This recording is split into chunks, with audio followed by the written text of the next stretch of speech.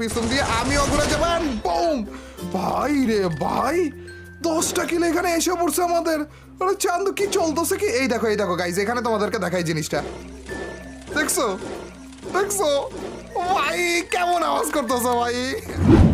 মনোযোগ কোন দিকে? পিছে তো দেখো, এত বড় সড়ো একটা গাড়ি নিয়ে এসে পড়ছে, তাও দামি দেয় না, খারাপ কারে জানি মারতেছিল। ওকে গাইস, এই গাড়ির পাবলিকের দিকে তাকিয়ে না মারতেছিল। ও আমাদের হিট লিস্টের পাবলিক তো উপরে।